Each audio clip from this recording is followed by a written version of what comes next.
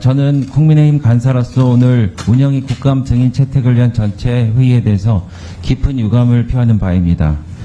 다른 상임위의 귀감이 돼야 될 운영위원회가 중심을 잡기는커녕 결국 대통령 탄핵의 명분을 쌓기 위한, 그리고 이재명 대표를 구출하기 위한 도구로 전락해버렸다는 느낌을 받을 수 없습니다.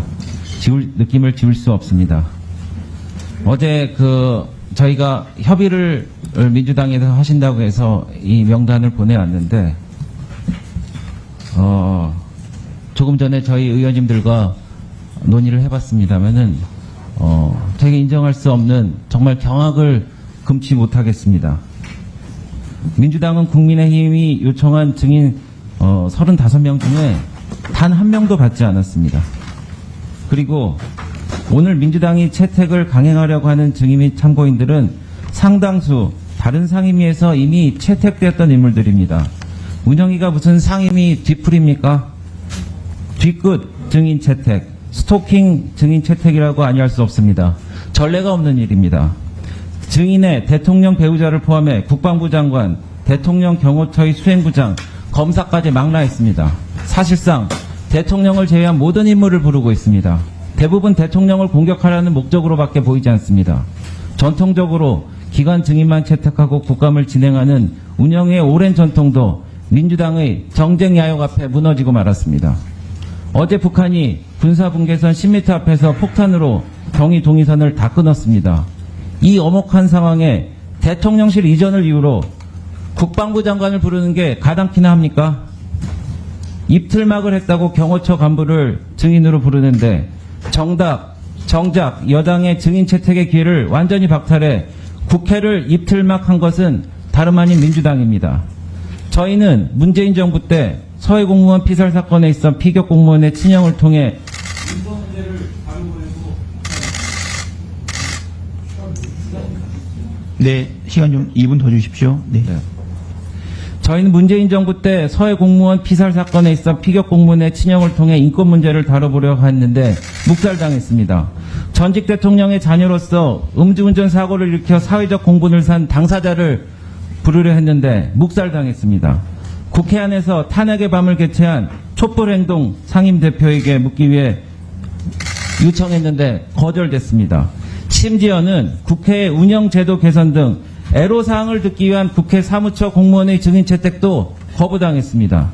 22대 국회의 다른 상임위의 국정감사에서 벌어졌던 민주당의 묻지마 갑질이 점점 정점으로 치닫고 있습니다.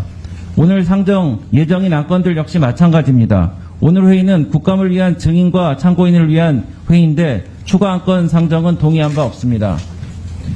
오늘 상정 예정인 안건들을 분석해보니 국회의 인사나 운영, 예산 상정 등을 민주당 마음대로 하고 정부의 시행령 규칙 등을 국회가 통제하기 위한 이른바 입법 구태타적인 법안으로 가득합니다.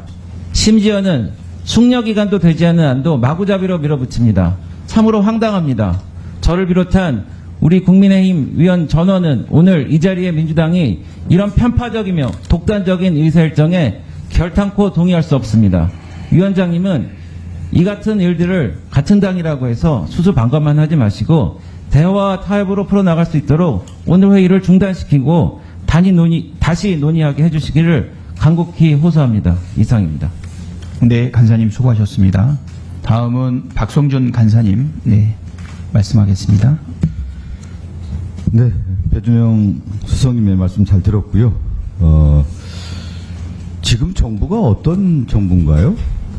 윤석열 정부 아닙니까? 국민의힘에서 증인을 채택한 명단을 보면은 지금은 문재인 정부예요. 명단 혹시 보셨나요? 문재인 대통령, 그리고 문재인 대통령 가족들 다 불렀어요. 사위, 부인, 장녀 부르고, 노영민 전 비서실장, 정우영 국가안보실장, 김유근 전 국가안보실 1차장, 김현천 전 통일부 장관, 민감용 전 경찰청장, 서욱 전 국방부 장관, 이렇게 해서 한 30여 명을 문재인 정부 인사들로 딱 증인 채택을 했는데, 국정감사라는 의미가 뭡니까? 현 정부의 잘못된 부분을 지적하고 대안을 모색하고, 그래서 국민들의 실제 삶을 개선하기 위해서 국정감사를 하는 거 아니겠어요? 본연의 기능은 국정감사는 정부의 비판, 견제, 감시 아니겠습니까? 이 증인 채택이 경악을 금치 못하는 거죠. 우리 배준영 수석님의 말씀을 빌어서 제가 말씀드리면 누가 이 정부가 윤석열 정부라고 하겠습니다. 이 증인 채택을 과정을 보면 여전히 문재인 정부의 연속이다. 그러면 윤석열 정부 들어선 지 지금 초기입니까? 2년 차입니까? 3년 차입니까? 지금 3년 차 아니에요? 이제 중기를 넘어서서 되는 이 시점에서 정말로 윤석열 정권이 잘하고 있는지에 대한 것을 우리가 국정감사를 하는데 국정감사의 내용들을 보면 지금 얼마나 많은 비리들이 등장하고 있습니까? 대통령실 관저 의혹뿐만 아니라 공천 개입 의혹, 양평고속도로뿐만 아니라 도이치모터 주가 조작, 다시 이제 검찰발 뉴스들이 나오고 있지 않아요? 검찰이 지금 다 흘려주고 있지 않습니까? 이런 것들 국정감사에서 파헤치라고 하는 것이 국정감사의 본연의 기능인데 국민의힘의 증인 채택 네, 2분 더. 넣어주십시오. 네.